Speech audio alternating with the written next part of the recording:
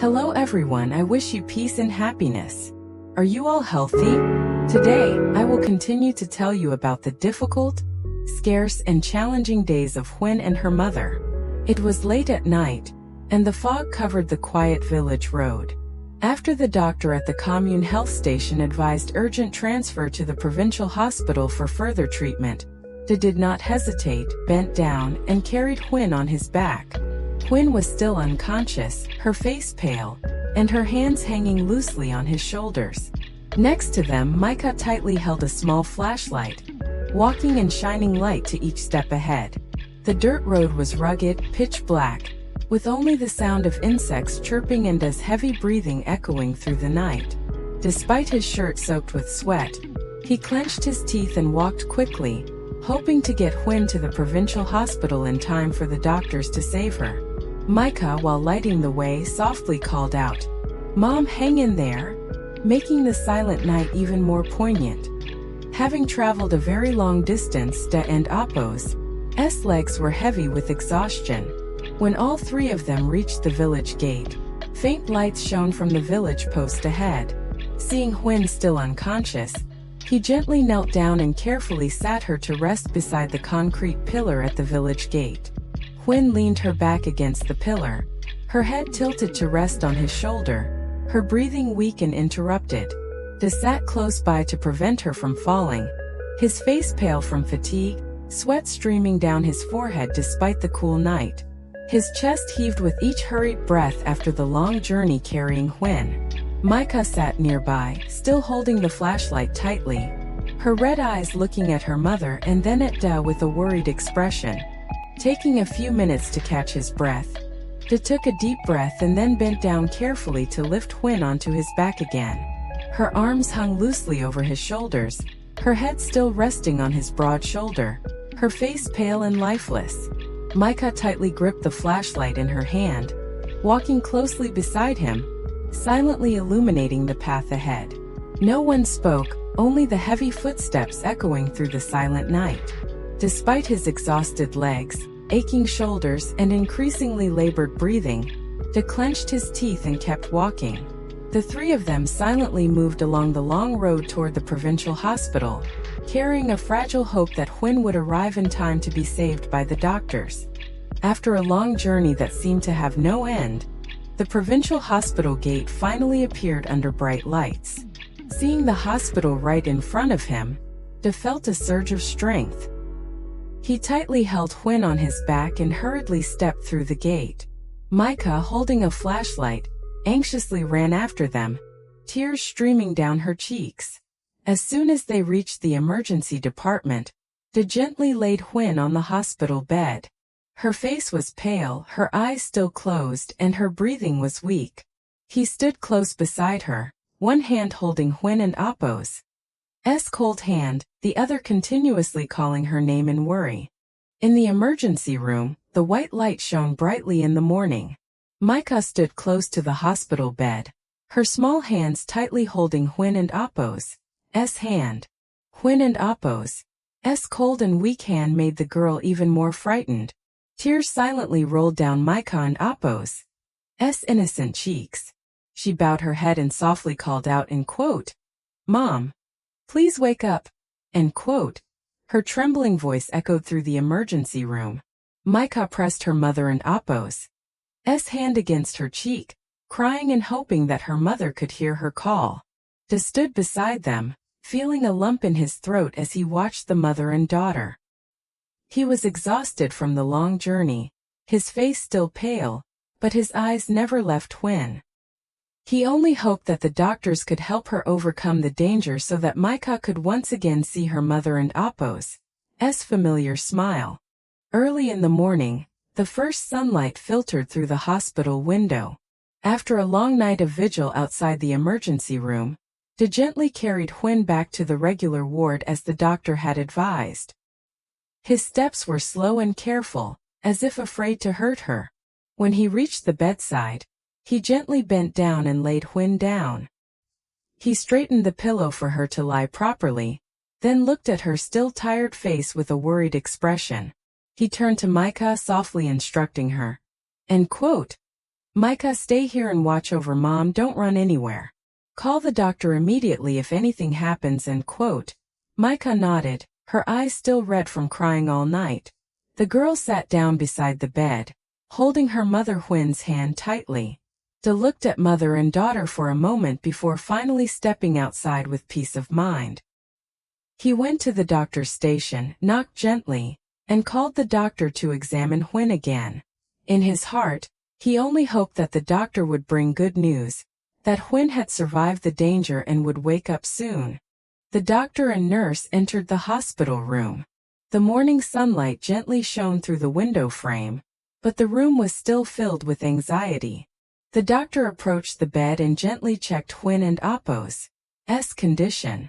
The doctor took the blood pressure monitor, carefully wrapped the cuff around her arm, and monitored the readings. Then the doctor turned to ask Mr. Da. End quote. What is the patient in Appo's condition? Did she have any symptoms before being admitted?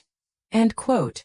Mr. Da hurriedly recounted everything from Huyen and Appo's prolonged cough over several days, her constant fatigue, to her fainting last night after trying to work, and the abnormal signs of her cough.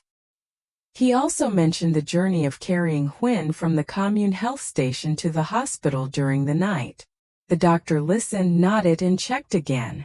Then the doctor said that an IV infusion was needed to rehydrate and support Huyen and Appo's health.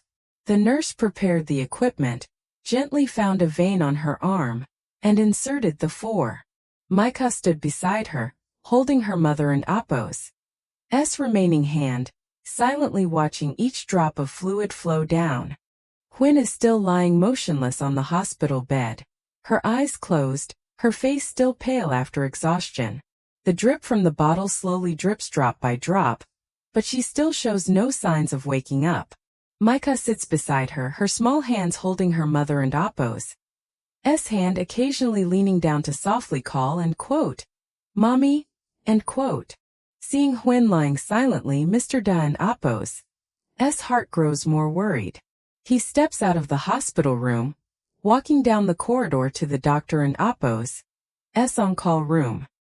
His eyes still carry the fatigue from a long sleepless night, but his focus is solely on Huyen and Appo's condition. He knocks on the door and then enters softly asking, end quote, Doctor, how is Huyen now? She still hasn't and Appo's woken up, end quote. The doctor reviews the medical records, then looks at Mr. Da and explains Huyen and Appo's current condition.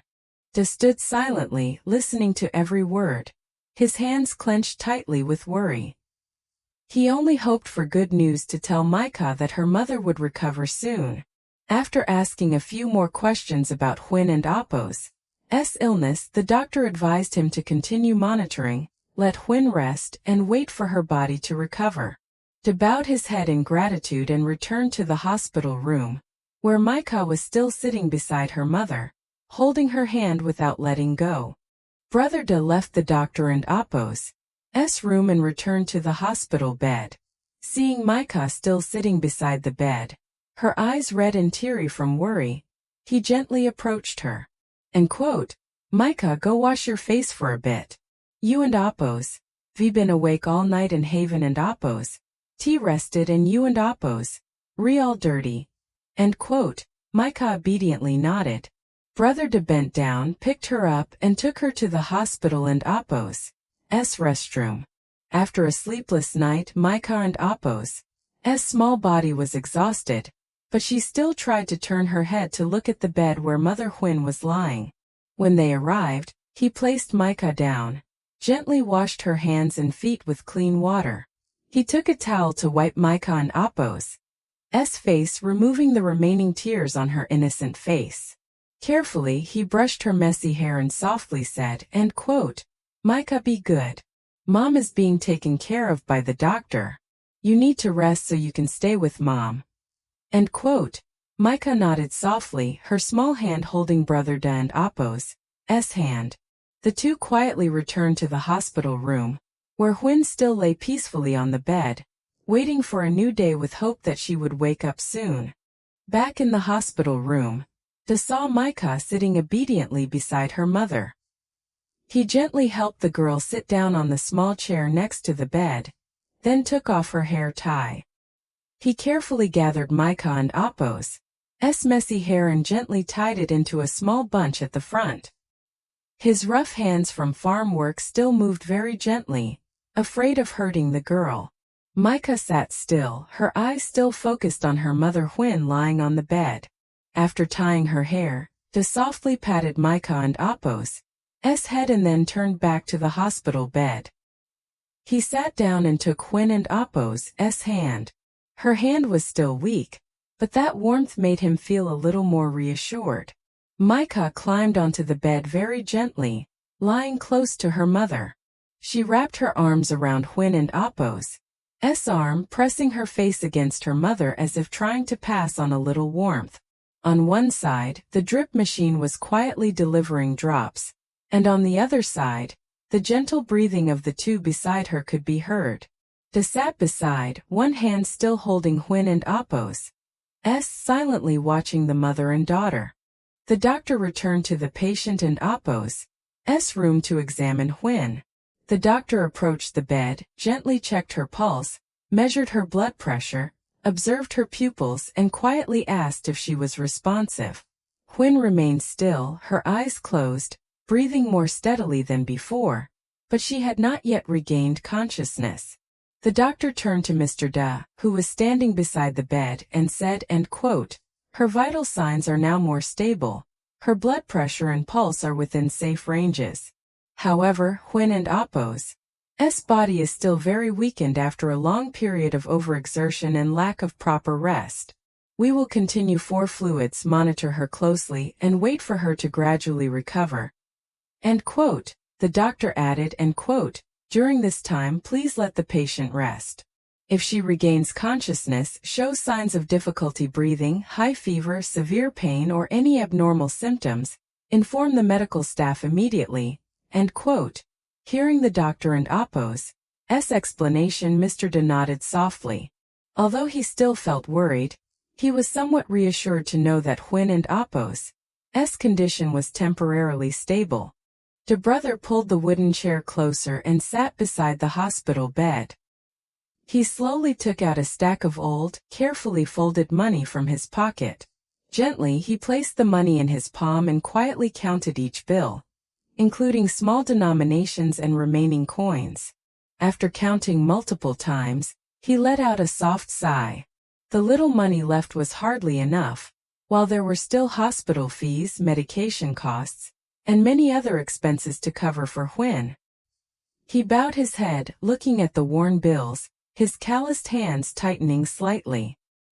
His eyes appeared contemplative, but then he looked up at Huyen lying peacefully on the bed. For him, at this moment, the most important thing was not the amount of money, but Huyen's quick recovery and overcoming the illness. He carefully folded each bill, put them into his shirt pocket, then turned to gently stroke Micah's hair as she slept beside her mother. The hospital room became quiet, only the soft drip of the fore machine and a brother's hopeful gaze always fixed on Huyen. Dee stood up, gently pulled the blanket over Huyen, and then looked at Micah. "Micah, sit here and watch over Mom. I'm going out to buy some food and we'll be back soon. Don't run anywhere, and if a doctor or nurse comes, call them." Micah obediently nodded. The girl sat close to the hospital bed, her small hand still holding her mother Huyen's hand, her eyes never leaving her mother's peaceful face. Seeing that, Dee felt reassured and stepped out of the hospital room. He quickly walked down the corridor, left the hospital gate, and went to a small street-side eatery. Looking at the little money in his pocket, he hesitated for a moment before buying a bowl of porridge, a box of milk, and a few cakes to fill Micah's stomach. The vendor carefully packed everything into a small bag. Dee took it, stored it securely, and hurried back to the hospital. The door of the hospital room gently opened. A nurse entered, approaching to check Huyen and Appo's S4 bag. Seeing that the 4 fluid had been fully infused, she gently secured the 4 line and carefully removed the tape holding it in place. The nurse disinfected the skin around the foresight, told Micah to sit still, and then gently pulled the 4-needle out of Huyen and Apo's arm. Afterwards, she pressed a clean gauze pad on the site and applied a bandage to stop the bleeding. Huyen remained lying quietly on the hospital bed, her eyes closed, breathing steadily but still unconscious. They carried the porridge, milk, and cake back to the hospital room. He gently placed the milk and cake on the small table beside Huyen and Apo's bed, then took out the hot porridge and opened the lid. He carefully stirred the porridge with a spoon, blowing on each spoonful to cool it down. Seeing that the porridge had cooled enough, he turned to smile at Micah, and quote, "Micah, come to the next bed and eat some porridge. Eat well so you have the strength to stay and take care of Mom." End quote. Micah obediently nodded. They carried the girl to the empty bed beside, sat her upright, and then brought the bowl of porridge over. Micah ate small spoonfuls, but occasionally turned her head to look at Huyen and Apo's bed where she was lying motionless. They gently encouraged her. End quote. "Just eat, Mom will get better soon." End quote. The girl nodded softly and continued eating. Huyen still lay quietly on the hospital bed, her face pale, but her breathing was more regular, while they kept watching her with hope that she would wake up soon. To let Huyen rest in the hospital room, they gently carried Micah out of the room and took her to the small courtyard of the hospital to change the atmosphere a little. Outside, the gentle morning sunlight shone down on the rows of trees in the hospital yard. They found a stone bench under the shade of a tree and sat down, placing Micah beside him. He took out a box of porridge, stirred it well to cool, and carefully blew on each spoonful. End quote. "Micah, eat a little more, you and Apo's. We've been very tired since yesterday." End quote. The girl obediently opened her mouth to eat each spoonful of porridge he fed her. Micah nodded softly and leaned on Da and Apo's shoulder after finishing. In the quiet hospital courtyard, he sat beside the girl, still hoping for one thing: that when they returned to the hospital room, Huyen would open her eyes and see the two of them. They carried Micah back to the hospital room. The door gently opened, revealing a quiet space inside with the sounds of machines and the soft footsteps of nurses outside the corridor. He approached the bed and gently laid Micah down beside Huyen. He softly instructed and quote, "Micah, stay here and watch over Mom. I and Apo's I'll go home for a little while to get some things and then come back.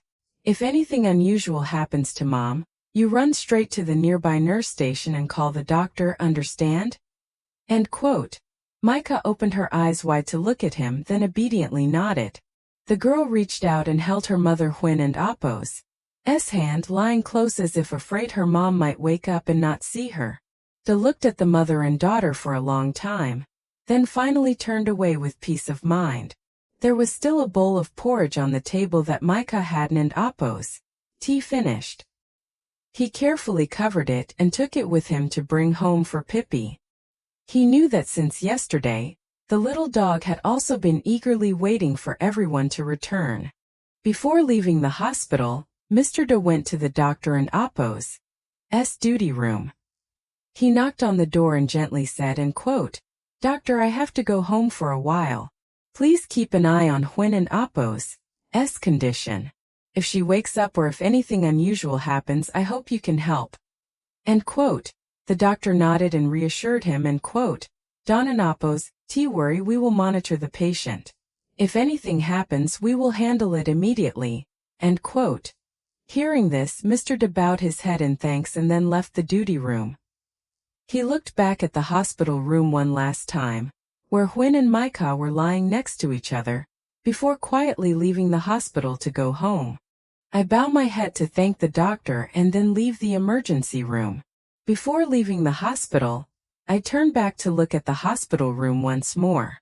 Through the glass window, I see Huyen still lying quietly on the bed, with Micah lying close beside her, her tiny hand still holding her mother and Apo's hand tightly. I stand silently for a few seconds, feeling both worried and compassionate for the mother and daughter. Then I let out a gentle sigh, straighten my wrinkled shirt after hours of effort, and quietly walk out of the hospital gate. The road back is longer than I imagined. I pass through familiar streets, through fields still covered with morning dew. My legs feel heavy after a sleepless night, after carrying Huyen to the hospital, but I still try to walk quickly. My mind is only focused on Huyen and Micah at the hospital, thinking of Pippi alone at home. I want to get back quickly to take care of the little dog, then arrange a few things to bring up for the mother and daughter. I traveled a long way and finally brothered to return to his small house. The house, silent, sat in the familiar yard, with only the faint morning sunlight shining through the bamboo row in front of the alley. He hurried to the door, took out the key, unlocked the padlock hanging outside, and quickly pushed the door open. He placed his bag on the table and looked around the house. Everything was still intact. Without stopping to rest, De went straight to the corner of the yard, took out the old motorcycle, and checked it quickly before locking the house tightly. Brother De started the engine and quickly headed to Huyen and Apo's house. On the way, he kept thinking about the mother and child at the hospital. He wanted to take some necessary items and then return quickly to be with Huyen and Micah. The small motorcycle gradually disappeared down the village road, carrying the image of a man who had always silently worried for the mother and child during the hardest days. The old motorcycle stopped in front of Huyen and Apo's house gate. De turned off the engine, parked the bike aside, and then carried the remaining bowl of porridge into the yard. As he reached the small yard, he saw Pippi lying there. The small dog, after the storm, still tried to wait for everyone to return. Seeing him, Pippi gently lifted its head, its eyes looking at him with joy. De sat down, gently stroking Pippi and Apo's fur. Pippi lay still, softly rubbing its head against his hand as a response. De looked at the small dog and then stood up to get a clean bowl. He filled a bowl with water and placed it in front of Pippi for it to drink. Then he carefully poured the leftover porridge into another small bowl for Pippi to eat. Pippi ate slowly, bit by bit. De sat beside it, watching, feeling both compassion and sorrow. Huyen and Apo's bamboo house still bears the traces of difficult days after the storm. The roof has some areas that Huyen and Apo's been repaired yet, the ground is still damp, and a few household items are disorganized after the heavy rain. He looks around the small house. Once there were the sounds of Micah and Apo's laughter, Huyen cooking in the kitchen, and Pippi running around the yard. Now only silence remains. He sighs softly. Deep inside, he only hopes that Huyen will recover soon, so that this small bamboo house can once again be filled with voices, lights, and warmth like in the days before. He entered the small bamboo house, opened an old wooden chest, and took out a few sets of Huyen and Micah and Apo's clothes.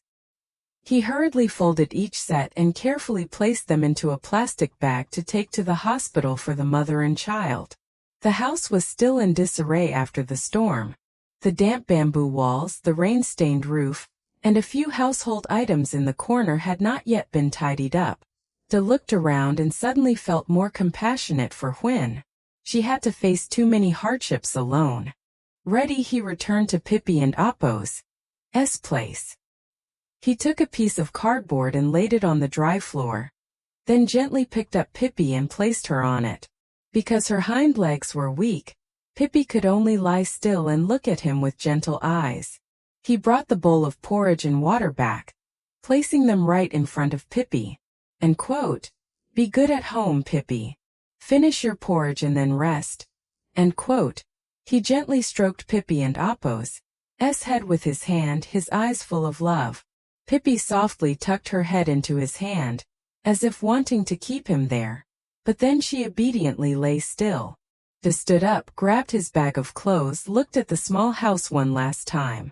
Then he stepped outside, gently closed the door, and locked it carefully. The motorcycle roared to life again on the village road. De hurriedly left the small house, returning to the hospital where Huyen and Micah were still waiting for him. After a long journey, Mr. Da and Apo's motorcycle finally stopped in front of the hospital gate.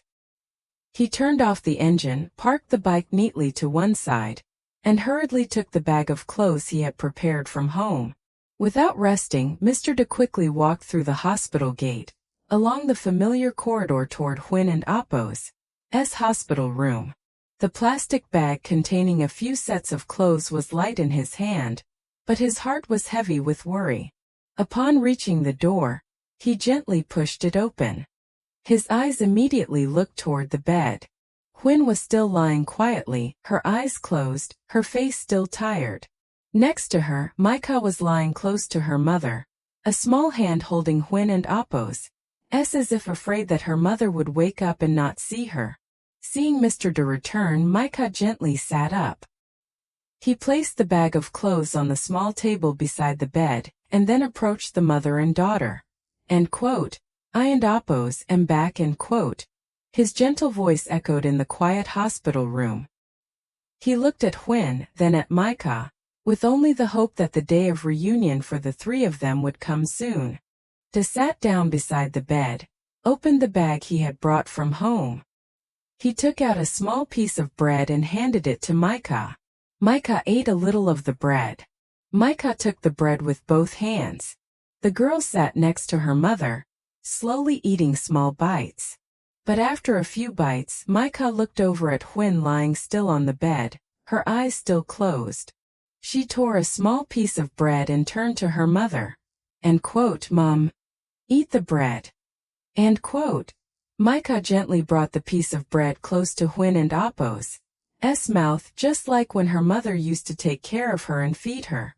But Huyen remained still, her eyes closed, with no reaction. Micah and Apo's small hand froze in midair. Her eyes reddened, tears threatening to fall. Mom hasn't Apo's woken up to eat with me. De sat beside her, watching the scene with a heavy heart. He gently placed his hand on Micah and Apo's shoulder to comfort her. Mom is tired, so she and Apo's sleeping. Let her rest. When she and Apo's better, she and Apo's eat bread with you. Micah nodded softly, put the bread down on the table, and then took Huyen and Apo's hand. The girl lay close by, waiting for Micah kept sitting by the hospital bed, her small eyes always focused on Huyen. De gently approached and picked up the girl. Let and Apo's go outside for some fresh air, Micah. Micah obediently wrapped her arms around his neck. Anda carried her out of the hospital room and headed to the front corridor. The hospital was quieter at night, with only the yellow lights casting shadows on the waiting benches and the footsteps of passers-by. He sat down on a waiting chair outside the corridor, with Micah sitting beside him. After a long day of running back and forth, his face still looked tired. He took the remaining piece of bread from his pocket, held it in his hand, and slowly ate his simple dinner.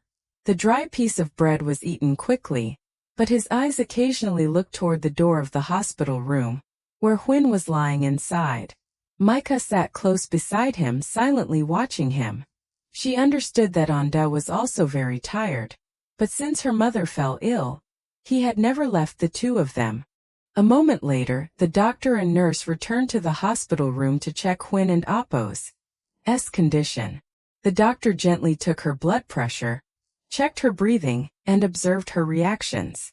Huyen was still lying quietly on the bed, her eyes closed, her body very weak after days of exhaustion.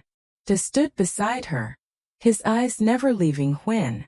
Seeing that she had not yet regained consciousness, he was worried and wanted to give her some milk to boost her strength.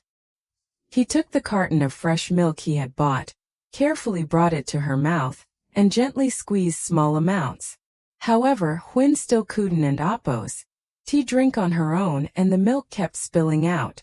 De quickly took a cloth to gently wipe her, his face showing clear signs of impatience and worry. He stood up and walked to the doctor and Apo's on-call room, quietly asking, Dr. Huyen still hasn't Apo's woke up. I want to give her some milk. Can I borrow a device to feed her? The doctor immediately took a clean syringe, removed the needle, and handed it to him. End quote. You can use this but must do it very slowly, little by little. If the patient shows signs of choking or discomfort, stop immediately. End quote. De nodded in thanks and quickly returned to the hospital room.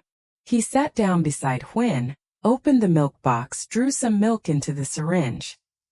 He slowly fed it into her mouth, observing her small reactions as he went along. End quote. Just a little, Huyen. Hang in there. End quote. Micah lay beside him watching with eyes full of worry. In the quiet hospital room, De patiently cared for Huyen little by little, hoping she would wake up soon and smile again at the two of them. The doctor entered the hospital room. The doctor checked the medical records and prepared the injection for Huyen. De, who was sitting beside her, immediately stood up to give way, his eyes still fixed on her pale face. After a while, the doctor and the nurse re-entered the room. The doctor checked the records again and prepared the injection for Huyen. De, who was sitting beside her, immediately stood up to give way, his eyes still fixed on her pale face. The nurse gently adjusted Huyen and Appo's position, while the doctor carefully disinfected the injection site and administered the injection according to the instructions. Throughout that time, De sat close beside the bed, holding Huyen and Appo's hand tightly. His hand was callous from days of hard work, but at this moment, he held her hand gently, as if trying to give her a little more strength. End quote. Huyen. Hang in there. End quote. He whispered, his voice soft but full of concern. Micah lay quietly beside her watching her mother, arms wrapped around Huyen and Appo's arm. The hospital room was only filled with the soft footsteps of the doctor, the sound of monitoring machines and Huyen and Appo's steady breathing. After the injection, the doctor advised De to continue monitoring her condition. De nodded softly in thanks, then sat back down beside the bed, his hand still never leaving Huyen and Appo's. After a long day of stress and exhaustion, Micah finally couldn't and Appo's stay awake any longer. She nestled into the inside of the hospital bed, close to Mother Huyen. Her small hand still rested on her mother and Appo's arm out of habit, then gradually drifted into sleep. He remained sitting beside Huyen, trying to stay awake to monitor her breathing, but his eyes grew heavy after many sleepless nights. He leaned against the small table next to the bed, his head drooping, and before he knew it, he dozed off. After a while he suddenly woke up, looked at Huyen and Micah. Seeing that mother and daughter were still peacefully sleeping, he gently stood up, afraid that any noise might wake them. He stepped out into the hospital corridor. The waiting benches under the night light still had a few people sitting and resting. De sat down on a chair, leaning his back against the seat, intending to close his eyes and rest for a while. But the sleepiness after days of exhaustion quickly took over. His eyes grew heavier, and his head gently nodded down. He tried to open his eyes to stay alert, but his body was too tired. Eventually he could no longer resist. He lay down on the long bench outside the corridor, leaning back for a temporary rest. His shirt was still dusty from the road, his calloused hands placed in front of his chest, as he fell into a brief sleep in the hospital. The light bulbs in the hospital room gradually dimmed, leaving only a faint glow from the hallway. The room was immersed in the silence of the night, with only the soft sound of monitoring machines. Micah was still sleeping beside Huyen after a long, exhausting day. Her face looked more peaceful, and her small hand was still holding her mother's as if afraid of letting go. De, after resting outside the hallway for a while, returned to the bedside. He sat on a small chair, leaning his body against the table next to the bed. Fatigue gradually made his eyes close, but he still stayed close to Huyen to be able to care for her promptly if she showed any signs. Eventually, he fell asleep in a sitting position, his head resting on the table beside the bed. His hand remained near Huyen's as a reminder that he was still here, always by her side. In the quiet night of the hospital, Huyen slept soundly on the bed. Micah lay beside her mother, and silently watched over the two of them after a long, anxious day. a rare peaceful moment amidst difficult days. If everyone loves Huyen and Micah and Appo's mother, please subscribe to the channel, turn on the notification bell, and leave a word of encouragement for the two of them to see the next developments. Every follow and every loving comment from everyone will be a source of comfort and strength to help Huyen get through difficult times. Thank you all very much.